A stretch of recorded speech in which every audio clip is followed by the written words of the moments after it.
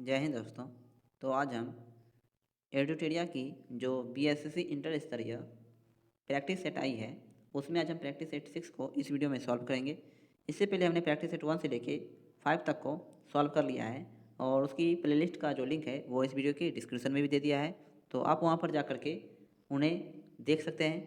तो पहला प्रश्न है, दिल्ली सल्तनत के किस शासक ने तुर्कान ए चहलगानी चालीसा दल का दमन किया था? तो ऑप्शन नंबर बी, बलबन ने। अगला सवाल है, राक्षसी तंगड़ी या तालिकोटा युद्ध के समय विजयनगर का शासक कौन था? तो ऑप्शन ए, सदाशिव राय। अगला सवाल है, किस सिख गुरु को खुसरो की सहायता करने के कारण जहांगीर द्वारा उन पर राजद्रोह का आरोप लगाकर फांसी की सजा दी गई थी? तो ऑप्शन सी, गुरु अर्जुन देव को। अगला सवाल है, मिथिला के कर्नाट वंश की स्थापना किसने की थी? मिथिला के कर्नाट वंश की स्थापना जो है वो किसने की थी? तो ऑप्शन डी, नान्य देव ने। नान्य देव ने। और अगर ये वीडियो आपको हेल्पफुल लग रही है दोस्तों, तो आप हमारे यूट्यूब चैनल को सब्सक्राइब कर लें और बेल आइकन को ऑन कर लें, ताकि मैं जब भी और ऐसी वीडियोस आपके लिए डालूं तो आपको उसका नोटिफिकेशन सबसे पहले मिलता रहे। और मैं वीडियो के आगे आपको बताऊंगा कि आपको इसकी कंप्लीट पीडीएफ जो है वो बिल्कुल निःशुल्क कहाँ मिल सकती है। तो वीडियो में बने रहें और वीडियो को पूरी देखें। अगला सवाल है, निम्नलिखित घटनाओं का कालाक्रम के अनुसार बढ़ते हुए सही क्रम में व्यवस्थित करें। तो वास्को डी गामा दूसरी बार भारत आया था कब? तो 1509 ईस्वी में। वांडीवास का निर्णायक युद्ध कब हुआ था? तो 1760 में। ब्रिटिश ईस्ट इंडिया कंपनी की स्थापना कब हुई थी? तो 1599 ईस्वी में। और बेदरा का निर्णायक युद्ध कब हुआ था? 1759 ईस्वी में। 1759 ईस्वी में। तो आंसर क्या हो जाएगा? Option number C. अगला सवाल है, किस मुगल सम्राट के काल में ईस्ट इंडिया कंपनी ने भारत में सर्वप्रथम कारखाना स्थापित किया था? तो ऑप्शन डी, जहांगीर के। किस मुगल सम्राट के काल में ईस्ट इंडिया कंपनी ने भारत में सर्वप्रथम कारखाना स्थापित किया था? तो जहांगीर के शासनकाल में। अगला सवाल है, वानर सेना और मंजरी सेना का गठन किस आंदोलन के दौरान किया गया था? वानर सेना और मंजरी सेना का गठन किस आंदोलन के दौरान किया गया था? तो ऑप्शन सी, सविनय अवज्ञा आंदोलन के दौरान। अगला सवाल है, निम्नलिखित में से किस अखबार को रातों रात वर्नाकुलर प्रेस एक्ट से बचने के लिए अंग्रेजी अखबार में तब्दील कर दिया गया था? तो ऑप्शन सी, अमृत बाजार पत्रिका का। अमृत बाजार पत्रिका का। और ये वर्नाकुलर प्रेस एक्ट कब लागू हुआ था? 1878 ईस्वी में। किसने लागू किया था? तो लॉर्ड लिटन ने। लॉर्ड लिटन ने। अगला सवाल है, क्रांति की तलवार में धार वैचारिक पत्थर पर रगड़ने से आती है, उपरोक्त कथन निम्नलिखित में से किसने कहा था? तो ऑप्शन बी, भगत सिंह ने। क्रांति की तलवार में धार वैचारिक पत्थर पर रगड़ने से आती है, उपरोक्त कथन निम्नलिखित में से किसने कहा था? भगत सिंह ने। अगला सवाल है, निम्न में से किस क्षेत्र में स्थायी बंदोबस्त की प्रथा प्रचलित नहीं थी? स्थायी बंदोबस्त की प्रथा प्रचलित नहीं थी कहाँ पे? तो ऑप्शन नंबर डी, पंजाब में स्थायी बंदोबस्त नहीं थी, जबकि बंगाल, उड़ीसा और बिहार में स्थायी बंदोबस्त की प्रथा प्रचलित थी। अगला सवाल है, चंड प्रदोग किस प्राचीन गणराज्य के राजा थे? चंड प्रदोग किस प्राचीन गणराज्य के राजा थे? तो ऑप्शन सी के, उड़ीसा राज्य के। अगला सवाल है, निम्नलिखित में से कौन सी सुमिलित नहीं है? राजवंश और सिक्कों की धातुओं में आपको बताना है कौन सा सुमिलित नहीं है। तो ऑप्शन सी, सातवाहन स्वर्ण, ये गलत है। कुषाण के सिक्के थे स्वर्ण एवं ताम्र के। गुप्त के सिक्के थे स्वर्ण और रजत के। और कलचुरी वंश के जो सिक्के थे वो स्वर्ण, रजत और ताम्र के थे। अगला सवाल है, वर्तमान में उच्चतम न्यायालय में कुल कितने न्यायाधीश हैं? वर्तमान में उच्चतम न्यायालय में कुल कितने न्यायाधीश हैं? तो कुल जो है 34 न्यायाधीश हैं। अगला सवाल है, लोकसभा में किसी विधेयक पर आम बहस निम्नलिखित में से किस स्तर पर होती है? लोकसभा में किसी विधेयक पर आम बहस निम्नलिखित में से किस स्तर पर होती है? तो ऑप्शन बी, द्वितीय वाचन में। द्वितीय वाचन में। अगला सवाल है, निम्नलिखित में से संविधान के किस अनुच्छेद के तहत राज्य वित्त आयोग का गठन किया जाता है? निम्नलिखित में से संविधान के किस अनुच्छेद के तहत राज्य वित्त आयोग का गठन किया जाता है? तो ऑप्शन ए 243 के आई के तहत। अगला सवाल है, निम्नलिखित में से कौन सा युग्म सम्मिलित नहीं है? कौन सा युग्म सम्मिलित नहीं है आपको बताना है यहाँ पे। तो ऑप्शन नंबर बी, राज्यसभा के सदस्यों का निर्वाचन कहाँ से लिया गया? आयरलैंड से, ये गलत है। उपराष्ट्रपति का पद लिया गया है संयुक्त राज्य अमेरिका से, ये सही है। राज्यों में राज्यपाल की नियुक्ति दी गई है कनाडा से, और संसदीय विशेषाधिकार लिया गया है ब्रिटेन से। अगला सवाल है, वरीयता अनुक्रम में छठे स्थान पर लोकसभा अध्यक्ष के साथ किसको रखा जाता है? तो ऑप्शन डी को, भारत के मुख्य न्यायाधीश को। वरीयता अनुक्रम में छठे स्थान पर लोकसभा अध्यक्ष के साथ किसको रखा जाता है? तो भारत के मुख्य न्यायाधीश को। अगला सवाल है, संसद के उच्च सदन में निम्नलिखित राज्यों की सीटों के सही अवरोही क्रम को चुनें। तो अवरोही क्रम यानी कि आपको घटते हुए क्रम में बताना है। तो सबसे पहले उत्तर प्रदेश में राज्यसभा की कितनी सीटें होती है? तो 31, महाराष्ट्र में 19, तमिलनाडु में 18 और बिहार में 16। ऑप्शन नंबर ए सही है।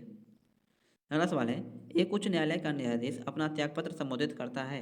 एक उच्च न्यायालय का न्यायाधीश अपना त्यागपत्र संबोधित करता है किसे? तो राष्ट्रपति को। अगला सवाल है, निम्नलिखित में से किसने संविधान के भाग 3 में उल्लेखित अनुच्छेद 32 को संविधान की आत्मा कहा है? तो ऑप्शन सी, प्रारूप समिति के अध्यक्ष ने। अगला सवाल है, निम्नलिखित नदियों में किसके मुहाने पर पक्षी के पंजे की आकृति वाला डेल्टा बनता है? निम्नलिखित नदियों में से किसके मुहाने पर पक्षी के पंजे की आकृति वाला डेल्टा बनता है?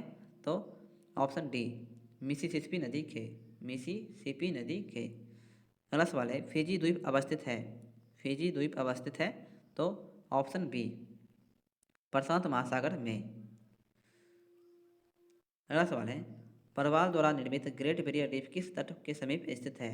परवाल द्वारा निर्मित ग्रेट बैरियर रीफ किस तट के समीप स्थित है? तो ऑप्शन डी, क्वींसलैंड के समीप। क्वींसलैंड के समीप। अगला सवाल है, निम्न अक्षांशों उत्तरी अथवा दक्षिणी में किसे आप हॉर्स अक्षांश से संबंधित करेंगे? तो ऑप्शन ए, 30 डिग्री को। 30 डिग्री को। अगला सवाल है, एल नीनो बनता है? एल नीनो बनता है किस महासागर में? तो ऑप्शन नंबर ए, प्रशांत महासागर में। सतकोसिया बाघ रिजर्व किस राज्य में है? सतकोसिया बाघ रिजर्व किस राज्य में है? तो ऑप्शन नंबर ए, ओडिशा राज्य में।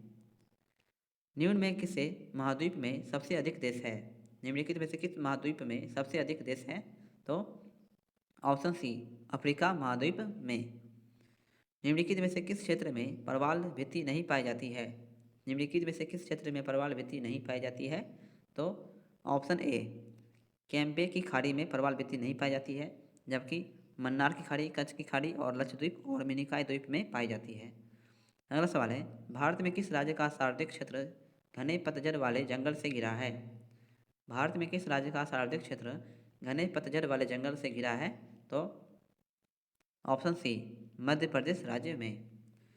छठी पंचवर्षीय योजना के दौरान निम्नलिखित में से कौन सा कार्यक्रम शुरू किया गया था?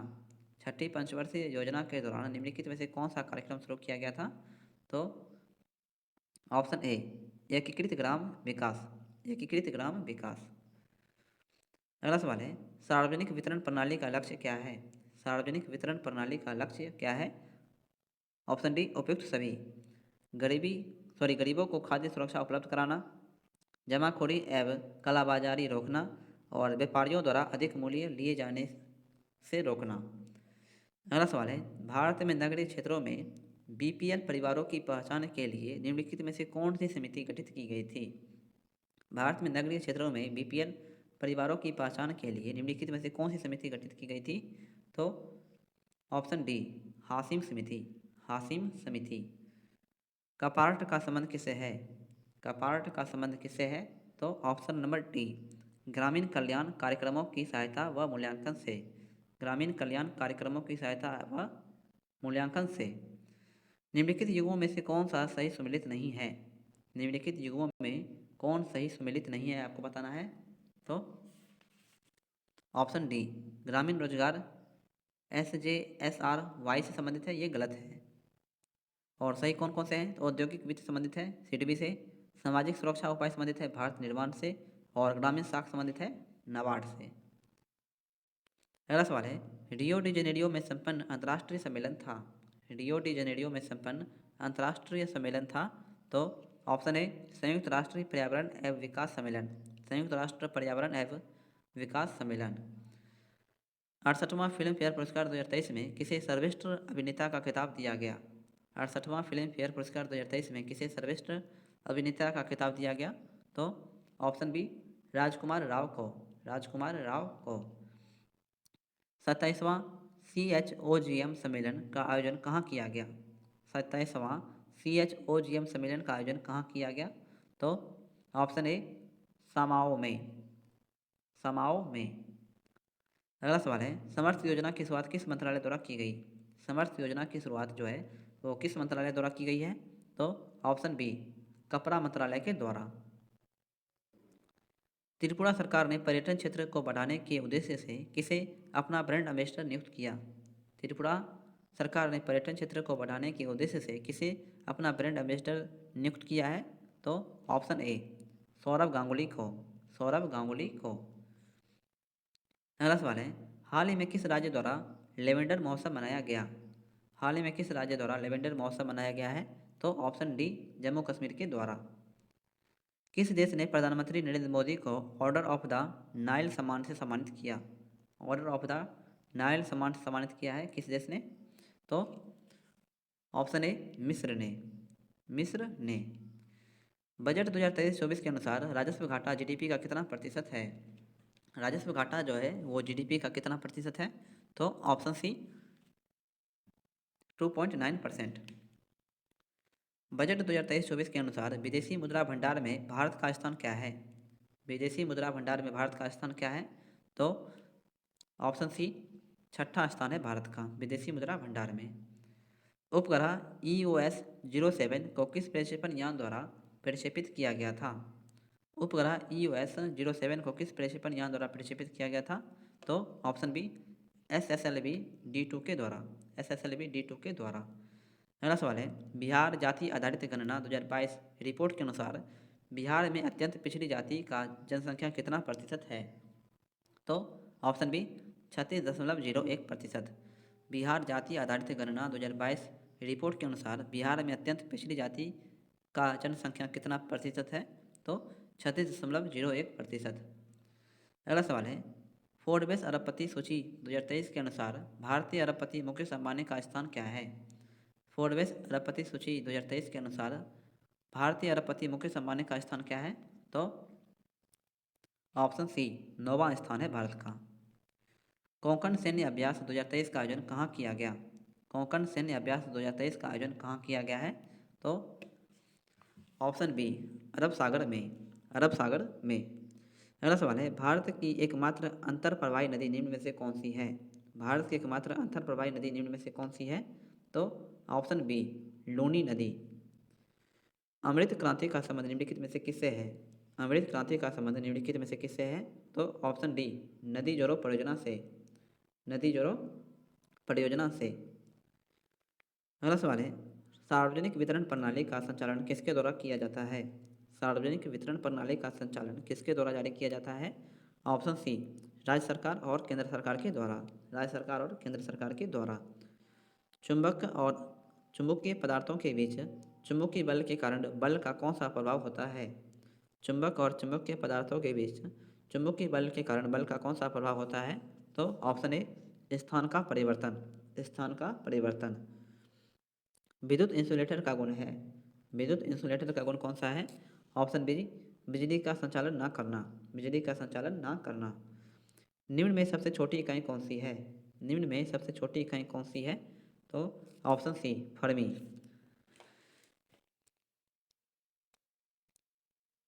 अगला सवाल है, वक्री गति का एक उदाहरण है, वक्री गति का एक उदाहरण है कौन सा?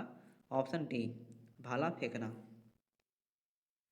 निम्न में कौन सा यंत्र किसी भी वस्तु या द्रव्य को गति मापने के लिए प्रयोग किया जाता है? तो ऑप्शन डी 1 2 3 4 टेकोमीटर का, रडार का, स्पीडोमीटर का और वेंचुरीमीटर का। टेकोमीटर का उपयोग किया जाता है किसमें? तो वायुयानों तथा मोटर नावों की गति वाला उपकरण। रडार का उपयोग किया जाता है दूर से आने वाली वाहनों की गति मापने में। और स्पीडोमीटर का गतिमान वाहनों की गति को मापने के लिए। और वेंचुरीमीटर का किसी द्रव के प्रवाह की गति को मापने में। और अगर आपको ये वीडियो फास्ट लग रही है दोस्तों तो आप इसे स्लो कर लीजिए 0.75 पे। न्यूनतम संभव फ़ारेनहाइट तापमान है। न्यूनतम संभव फ़ारेनहाइट तापमान कितना है?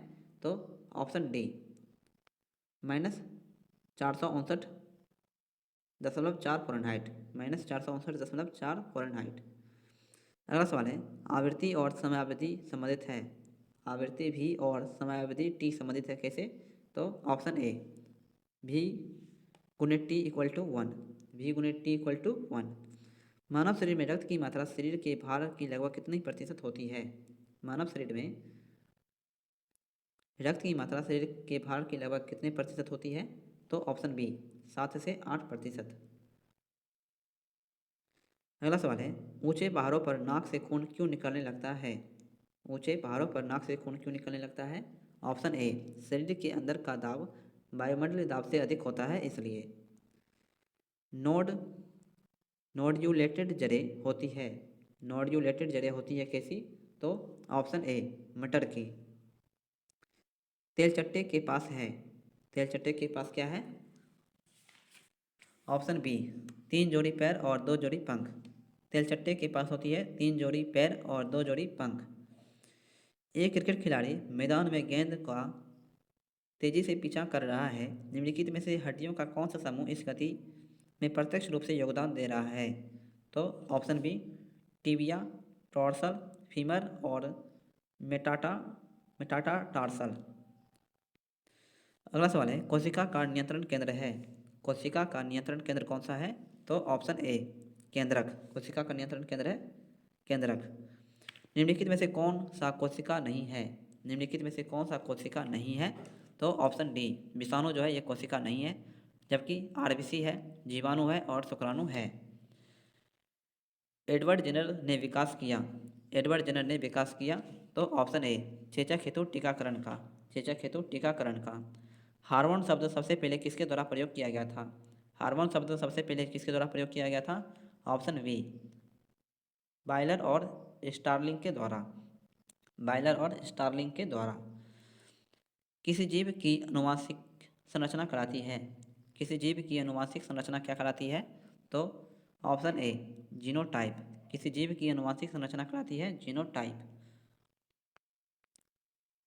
अगला सवाल है रक्त के माध्यम से ऑक्सीजन मुख्य रूप से पहुंचाया जाता है। रक्त के माध्यम से ऑक्सीजन मुख्य रूप से पहुंचाया जाता है तो ऑप्शन ए एरिथ्रोसाइट द्वारा। एरिथ्रोसाइट द्वारा। अगला सवाल है यदि तांबे को हवा में खुला रखा जाता है तो यह धीरे धीरे अपनी चमकदार भूरी सतह को खो देता है और एक हरे रंग की कोटिंग प्राप्त कर लेता है, जिसका कारण क्या है? तो ऑप्शन बी CuCO3। CuCO3। अगला सवाल है माध्यम में ध्वनि का वेग का सही क्रम है। माध्यम में ध्वनि के वेग का सही क्रम क्या है बढ़ते क्रम में? तो ऑप्शन सी CO2 जलवाष्प आयरन और एल्युमिनियम। CO2 जलवाष्प आयरन और एल्युमिनियम। निम्नलिखित में से कौन सा समूह अम्लीय प्रकृति का है? निम्नलिखित में से कौन सा समूह अम्लीय प्रकृति का है? ऑप्शन डी चींटी का डंक और सिरका। निम्नलिखित में से कौन सी धातु प्रकृति में अपनी मूल अवस्था में मौजूद है? निम्नलिखित में से कौन सी धातु प्रकृति में अपनी मूल अवस्था में मौजूद है? तो ऑप्शन डी 2 और 4 Au और Zn। सोना और जिंक, सॉरी सोना और Ag यानी चांदी। सोना और चांदी। अगला सवाल है निम्नलिखित में से सर्वाधिक विद्युत धनात्मक तत्व कौन सा है? निम्नलिखित में सर्वाधिक विद्युत धनात्मक तत्व कौन सा है? तो ऑप्शन सी फ्रेंसियम। फ्रेंसियम जो है ये सर्वाधिक विद्युत धनात्मक तत्व है। प्रकाश के क्वांटम सिद्धांत का प्रतिपादन किसने किया था? प्रकाश के क्वांटम सिद्धांत का प्रतिपादन किसने किया था? ऑप्शन ए आइंस्टीन ने। अगला सवाल है ऊन देने वाले जंतुओं का समूह है। ऊन देने वाले जंतुओं का समूह कौन सा है? ऑप्शन ए भेड़, बकरी, ऊँट और याक। भेड़, बकरी, ऊँट और याक। Option A. तो आज की वीडियो दोस्तों यहीं पे समाप्त करते हैं। और अगर ये वीडियो आपको हेल्पफुल लग रही हो तो आप मेरे यूट्यूब चैनल को सब्सक्राइब जरूर करें और इस वीडियो को अपने सभी दोस्तों में शेयर करें। तो मिलते हैं अगले दिन एक नई वीडियो के साथ, तब तक के लिए जय हिंद जय भारत।